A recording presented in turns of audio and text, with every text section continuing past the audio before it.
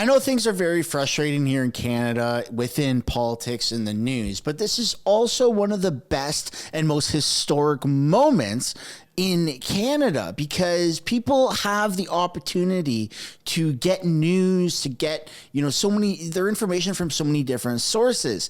And that provides an ability to shield yourself from mis and disinformation, which is one of the, most used keywords by the Liberals. So welcome back to the channel. Welcome back to another video, everybody. Before we get into it, I want to encourage everyone to smash the like button, subscribe if you haven't yet already. It does really help grow the channel. We're taking a look at Pierre Poilievre stacked up against Justin Trudeau on the House floor, and it just does not look good for Trudeau. No matter what he says, no matter how he tries to say it, he gets smacked down with pure facts. And people are seeing through the lies. They are fed up with the gaslighting. They're fed up with the nonsense. And all of that is portrayed in this clip, but also within other clips on this channel. So sit back, relax, and I hope you enjoy this clip as much as I do. Here we go. Yeah, let's tax the weather. Leader of the opposition. Mr. Speaker, the Prime Minister's carbon tax applies on barns, on grain drying, on fertilizers, on off-farm vehicles. It costs literally tens of thousands of dollars for many individual farmers, all of which gets passed on. But the Prime Minister, instead of defending his taxes, resorted to a really wacko and unhinged claim that if Canadians just paid more taxes, there would be suddenly less fires. I thought that water and not taxes put out fires. But maybe the Prime Minister can clarify, how high would his tax have to go for forest fires to stop?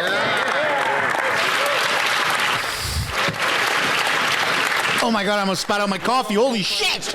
Mr. Speaker, Canadians are facing the impacts of the extreme weather events that come from climate change that are unfortunately getting worse and worse every year. That is why our government from 2015 onwards has stepped up in the fight against climate change, because not only are we reducing Canada's emissions to the lowest level outside the pandemic in 25 years, but we're also stepping up in the jobs and technological innovations that the world needs to successfully fight climate change. We will continue to fight climate change, Mr. Speaker, and put more money in people's pockets while he sits with his arms crossed and no plan. Man, I cannot believe Pierre just asked that. That is wild. He didn't answer my question. Now he says that his taxes are going to make Canada a high-tech wonderland. Before, his claim was that it was going to stop forest fires. It's him that made the link, not me. Obviously, I think the link between the two is absolutely ridiculous because his tax is not an environmental plan. It's a money-collecting plan. It's a plan of government greed. So I'll ask the question again. He wants to hike the tax to 61 cents a litre. If it gets to that high and people are all starving in the streets, will that stop the forest fires? Holy shit. The Right Honourable Prime Minister. Mr. Speaker, in the Leader of the Opposition's desire to make clever rhetorical points, he actually completely ignores the basic facts.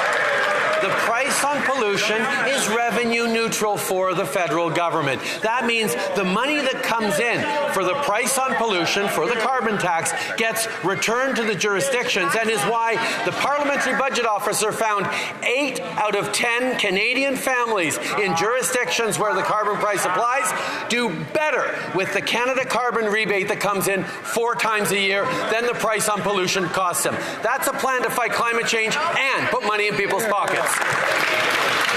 All right, Pierre, smack him down. The Honourable Leader of the Opposition. Mr. Speaker, I'm sorry to be too clever for the Prime Minister, but made the argument that high taxes would stop forest fires, and now he can't tell us how high the tax would go to put all the fires out.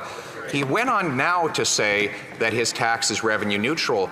Well, you don't have to be too clever to read the government's own published documents, which shows that he has collected $2 billion more in taxes than he's given back in rebates. 100% of middle-class Canadians pay more than they get back. So once again, we only tell those middle-class people how high the tax would have to go for the Oh my God! to stop. They paused the stream. Let's go. Let's get some W's in the live chat. Look alive, folks. Is climate denialism at its finest. The fact Look at the clapping seals. Yay, yay. as carbon carbon intensity in the atmosphere increases, Look at Gilbo, eh? extreme weather events, Go climb the CN Tower, bud. fires, droughts, and floods will simply become more and more frequent. Now, his plan is to do nothing, Mr. Speaker, and let future generations fend for themselves. Our plan is not only to reduce our emissions, but to create the solutions that the world needs while we lead on fighting climate change, bringing down emissions, and growing the economy. This is not a good look for Trudeau.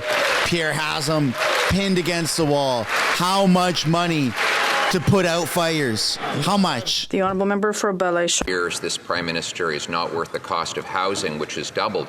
But today, the Parliamentary Budget Officer released a damning report that showed that after the Prime Minister promised he would eliminate chronic homelessness, it's actually gone up 38%, and the number of people living in unsheltered locations is up 88%. This after he spent $500 million on homelessness programs. So if it costs $500 million for him to drive up homelessness, how much would it cost to drive it down? There you go. That's a great question. And you're not going to get a number. Mr. Speaker, whether it's the pandemic, whether it was global inflation, whether it was international economic situations, we've seen more and more Canadians suffering, including from the opioid and toxic drug epidemic that the Leader of the Opposition continues to attack and vilify.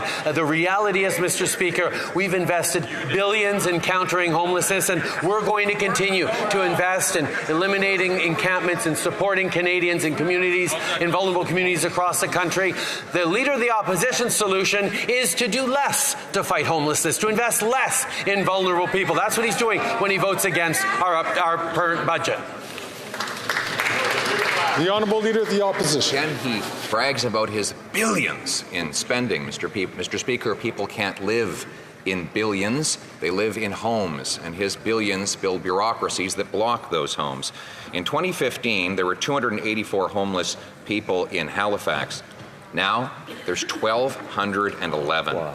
There are over 30 homeless encampments in Halifax alone. 10 years ago, there were 3,000 Quebecers who were homeless. Now it's 10,000. Why is it that the more he spends, the worse things get? It's designed that way, unfortunately.